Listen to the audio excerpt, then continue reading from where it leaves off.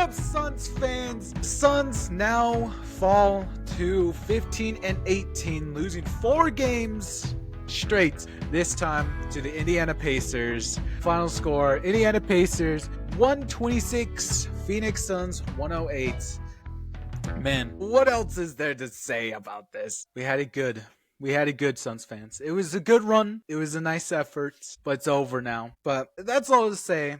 Happy New Year's. I'm kind of late saying that, even though we're 4 days into the new year. But new year, same Suns, as we're still dealing with the same situations here as this Suns team continues its long trudge into January. If you just haven't been watching the Suns lately, it is quite frankly depressing. So let's just get into this. The Suns continue having most of their problems. I've stated many times on the show that defense is always the issue, and it has been one ever since the Suns started this season, as turnovers continue to be a problem. I mean, Indiana is a pretty fast team. They're really cohesive in the way they play, and they're really aggressive in the way they play. So they're just really able to always tire you out, run circles around you, and basically outpace you in everything. And that's what happened to the Suns tonight. As even though the Suns had a efficient night, just looking at the stats, for most of the game, the Suns were shooting 50% from both the field and from 3-point. But yet the Pacers in that third quarter still had like a 10-point lead. And as we ended this game, the Suns lost by 18. And that's just quite simply because the Suns couldn't match their speed. Even though the Pacers really shot worse this game by comparison to the Suns, they still had about, I believe, 18 more shots than the Suns. And that's just off of offensive rebounds or the turnovers. It's all of that and more. So they were shooting worse, but they had the more shots, and that continued giving them the lead, even though the Suns were being really efficient out there and pretty much going shot for shot with them. Another factor that the Suns were running into is that defense. I say it again, and I'll go more into it here, is that defense is the biggest issue. And more so, the defense tonight was just not being able to foul them, as the Suns really set the Pacers to the free throw line a lot tonight. They had 21 free throws out there, and they made 19. And that is quite a big free throw disparity. Suns actually did end up tying the Pacers in free throws, but I'm pretty sure that changed somewhere in the third to fourth quarter. But for most of this game, Indiana ruled the free throws. They weren't shooting the best, but they just continued having more shots. Their 3-ball, they were pretty cold to start the first half, but that 3-ball eventually caught up with them in that third quarter, and that was a 40-point third quarter. And it's the more you look at it, I think the biggest problem I think they should really start focusing on here is just screens. I don't know if you guys notice it too, but if you look at the gameplay here, the Suns are getting trapped in screens a lot. Really, it's a thing where if you just set up a screen, the Suns are just instantly blocked. Because one, we don't have enough players to either fight over it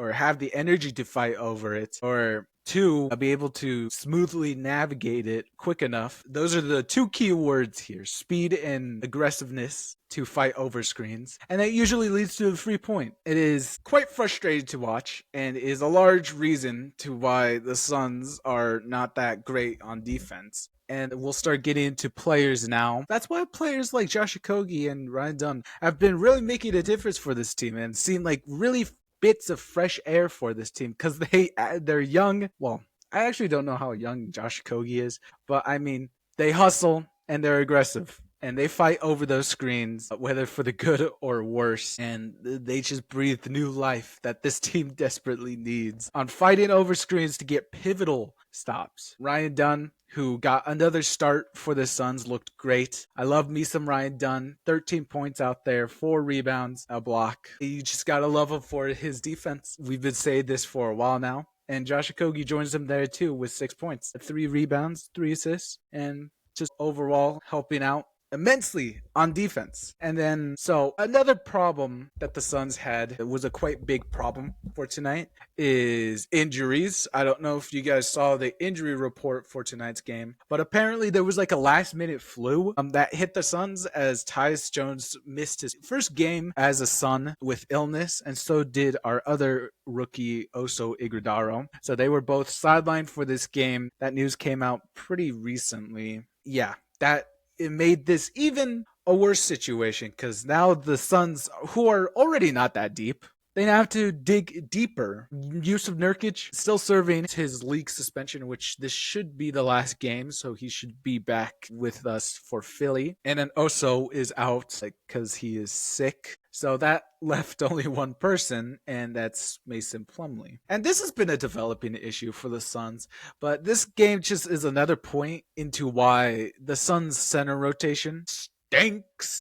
Mason Plumlee, he has his moments, but he's just generally too slow and not aggressive enough, and not just a general rebounder, and can't move his feet well enough to attack the paint effectively and be a real rim threat. Neither is he a shot blocker. So it's those kind of things that he's kind of really average in, I guess by some accounts, but some nights he looks really below average. But that's all to say that Mason Plumlee, every time he stepped out there, he looked really bad. And the Suns as a whole looked really bad because we need a threat in the paint to have our guys open on the arc, okay? The Suns are a good 3-point shooting team.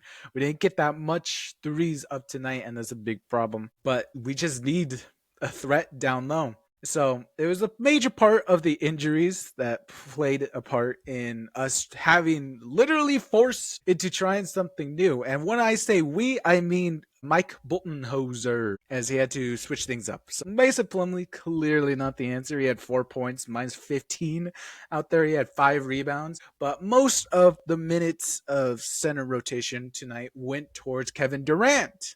I'm wearing his jersey. Say what you want about the guy. He's undoubtedly the MVP of this team. And he continues to show it tonight. He does these things, right? And if you watch this game, you already know what I'm going to talk about. But he does this thing. He has his dumb passes. He had 5 turnovers tonight. Definitely not helping the Suns' turnover case. But, I mean, KD still looks really good. He just remains our really greatest defender on this team and also best offensive scorer. He remains, to me, the best player on this team as KD put up, once again, another team high efficient 25 points. And he's actually been doing this for a while now. 8 games now, he has led the Suns in scoring. But just another great night for KD. It just goes to show that the Suns center rotation really sucks. The fact that we looked really good with KD at center. I mean, if we just even, in a dream scenario, if we had a Wemby on this team, baby, we'd be cooking.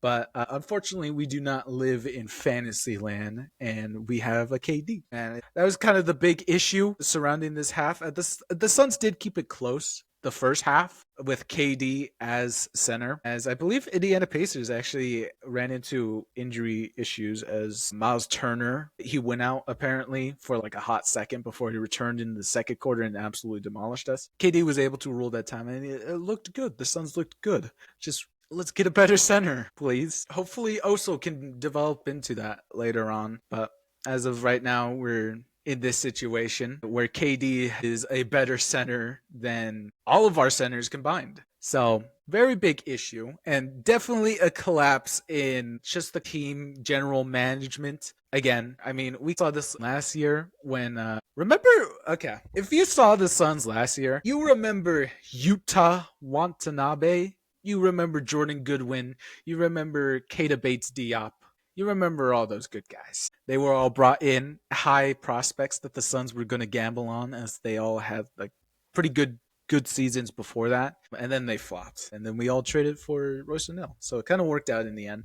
But I mean, just another year of where our free agents don't really work out. It looked promising with Mason Plumlee coming and Monte Morris and Tyus Jones. Tyus Jones and Monte Morris have been great pickups. Mason Plumlee is a question on himself. So that's on the front of his. So KD Had his nice night. I bet you didn't even know that this was another game for the big three all put together as Bradley Beal, who we thought might miss some time, New Year's. He luckily came back and he dropped 8 points. And he used 3 of 12. It's nuts like this where I regret saying, yeah, the big three can still work. Yeah, well, now look who's the laughing stock now. God, Bradley Bill, man, dude. It's Bradley Bill's such a tough story. He wants to play basketball. He's trying so hard from everything I've seen from him. I genuinely believe him. I take his word that he wants to play basketball. And like he's so energetic out there when he's on and like I see what the hype is about.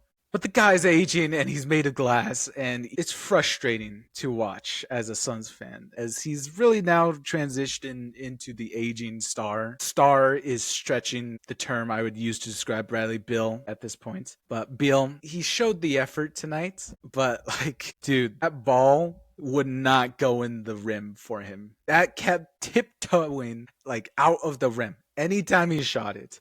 And it wasn't just Bradley Beal. That was happening to Devin Booker as well. But I mean, it was especially worse for Bradley Beal. You know, the body language. I'm not that much of a skeptic, right? I don't want to get into, oh, you could tell by his body language that Bradley Beal doesn't want to be here. Like, I don't want to be like one of those guys because we truly don't know what he's thinking out there. But his body language, he's just gone on to kind of do this posture where he's always kind of like slumped over now. And he's always has his head down. Like, dude, it's not the greatest look for Bradley Beal. And I definitely don't think it's even any better that like Bradley Beal has probably heard of all the trade rumors. He's probably seen the fair share of what Suns fans think of him on Twitter. So tough story for Brad Beal. But I mean, also, dude, get your act together, dude.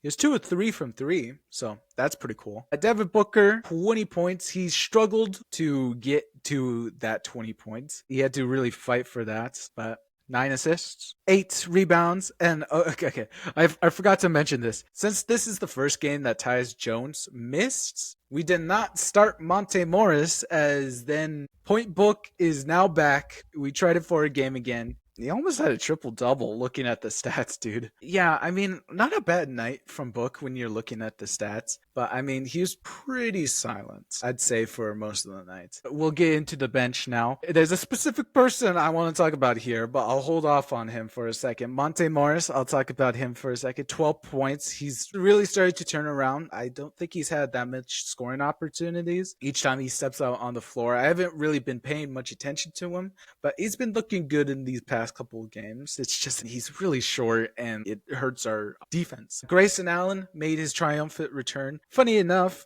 Grayson Allen got injured against the last time we played Indiana, and now his first game back is against Indiana. So luckily this time he didn't get injured, but boy do we miss that 13 points. 13 points is 13 points, man. He was 5 of 10. 3 of 7 from 3. So we just generally missed his rebounding and stuff. I really don't have much to say about these two other than, you know, I'm glad for the effort. They could have been much worse. Hopefully it's up in their trade value if we do trade Grayson Allen.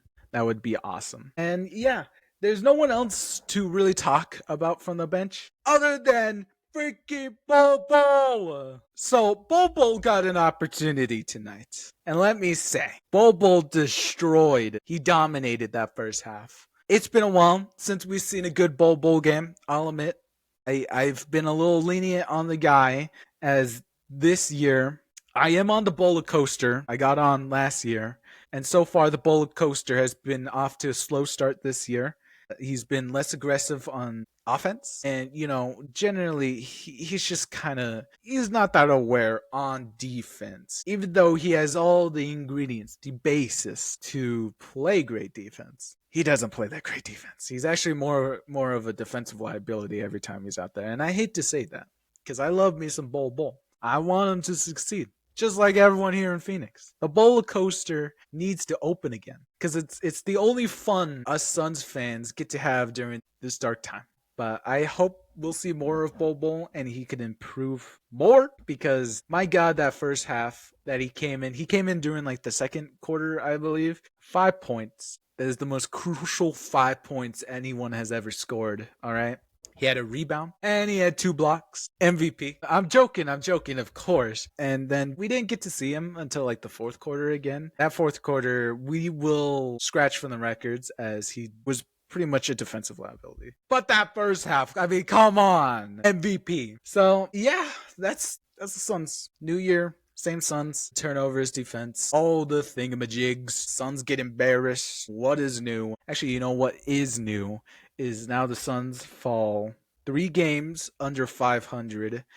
And we are now worse than the Sacramento Kings. We are now the 12th seed and even deeper into the elimination category. Yeah, the Suns are now with a 4-game losing streak. They are 3-7 in their last 10 games. That's all I need to say about that. I think you get the picture. I guess we'll start to close out here as our next game will be against Philadelphia and their big 3. I'm scared about that. And I will probably come up onto this stream next time actively crying because the Suns will have lost 5 straight by then. I hate to be a doomer, but like there's nothing you can really do about it. We're just Suns fans at the end of the day. So that will be Monday, the 6th, January 6th, and 5 p.m. All these early games, early for Phoenix. So yeah, hope you have a good day. If you like this content, please subscribe, like, and comment. It all helps. We'll see you Monday when the Suns take on the Philadelphia 76ers. We'll see you then. Adios.